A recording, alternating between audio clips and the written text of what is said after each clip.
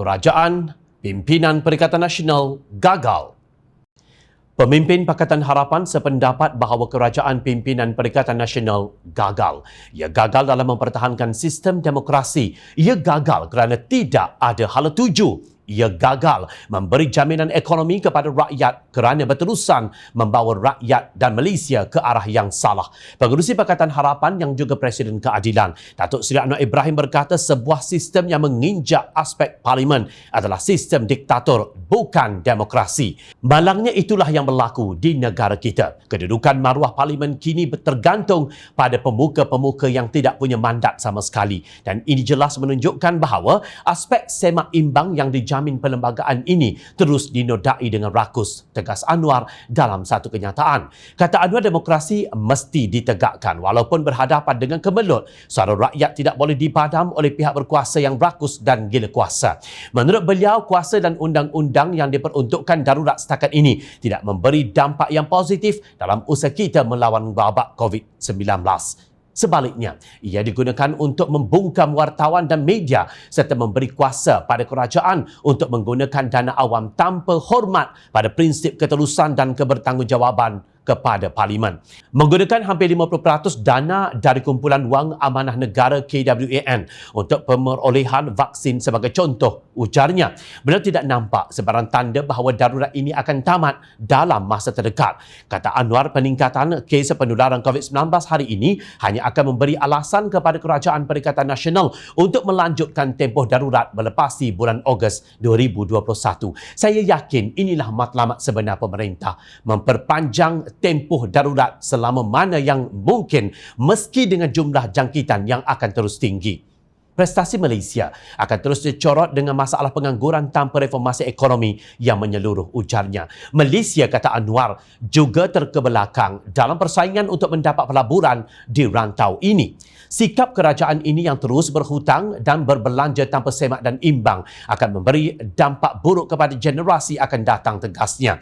Ekonomi tidak akan mampu pulih bila mana keyakinan kepada kerajaan dan kebijaksanaannya tidak wujud serta prinsip negara hukum terus diinjak tanpa belas, tegas Anwar. Senada dengan kenyataan Ketua Pembangkang itu, Presiden Amanah Muhammad Sabu berkata kerajaan yang tidak mempunyai sasaran dalam usaha memenuhi kepentingan rakyat dan negara boleh disamakan dengan sebuah kerajaan yang tidak mempunyai hala tuju. Sebaliknya, sebuah kerajaan yang betul adalah kerajaan yang mempunyai manifesto dan hala tuju yang mereka perjuangkan seperti Kerajaan Pakatan Harapan.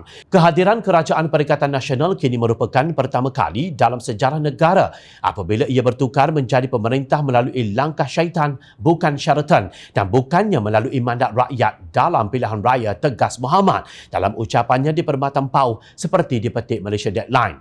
Sementara itu, Setiausaha Agung DAP Lim Guan Eng pula secara sinis merujuk kepada tinjauan Merdeka Center bahawa Tan Sri Muhyiddin Yassin mendapat kadar sokongan 67% yang luar biasa buat Kerajaan Perikatan Nasional gagal sehingga Malaysia mencatat jumlah kes COVID-19 tertinggi di Asia. Dari segi per kapita, kadar vaksinasi yang rendah, berhadapan krisis ekonomi yang semakin parah dan ketidakstabilan politik setelah kehilangan majoriti parlimen.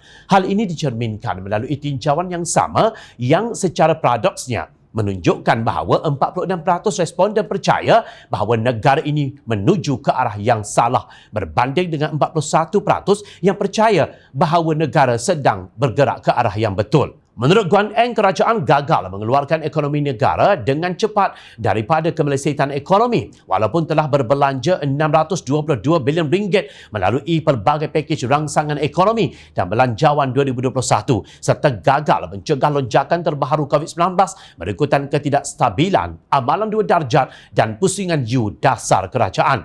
Mengulas mengenai KWAN, Guan Eng berkata, menggunakan keperluan untuk memerangi COVID-19 sebagai dalih untuk menjarah KWAN tidak dapat diterima. Ketika belanjawan 2021 memperuntukkan 17 bilion ringgit untuk dana COVID-19 dan kerajaan masih dapat meminjam dari pasaran hutang domestik bersaiz 1.3 3 trilion ringgit. Kata Guan Eng, hanya apabila kerajaan tidak dapat meminjam atau penarafan kredit antarabangsa begitu rendah sehingga hanya Ahlong yang bersedia memberi pinjaman, barulah KWAN boleh digunakan menyelamatkan negara. Ini kerana KWAN adalah dana untuk masa depan anak-anak kita. Menggunakan tabung 17.4 bilion ringgit KWAN sekarang setakat akhir 2018 dan bukannya meminjam adalah pengurusan keuangan negara yang sangat tidak bertanggungjawab dan tidak cekap, tegas Guan Eng. Beliau berkata demikian semasa konvensyen biasa negeri DAP wilayah persekutuan di Kuala Lumpur pada 25 April lalu. Rumusannya, ketiga-tiga pemimpin Pakatan Harapan sepakat bahawa Kerajaan Perikatan Nasional yang tidak dipilih rakyat tidak dapat membawa negara ke arah yang betul, tidak mempunyai hala tuju dan sudah pasti akan bertindak tanpa memberi keutamaan kepada rakyat. Kalau dahulu ekonomi rakyat dan negara sekadar sakit pening, kini sudah menjadi barah. Pendeknya, kenyataan pemimpin Perikatan Nasional bahawa ekonomi negara bertambah baik hanyalah semata-mata demi memenuhi perjalanan ego mereka. Perikatan Nasional yang dianggotai Bersatu dan PAS tidak akan berdiri tanpa sokongan UMNO Barisan Nasional, GPS dan gerombolan parti-parti kecil di Sabah. Justru, jika Perikatan Nasional gagal, maka barah yang diderita negara. Natijah kegagalan ini puncanya sama ditanggung oleh UMNO, Barisan Nasional, PAS, GPS, PBS dan juga STAR. Kalian semua sama-sama gagal. Noktah.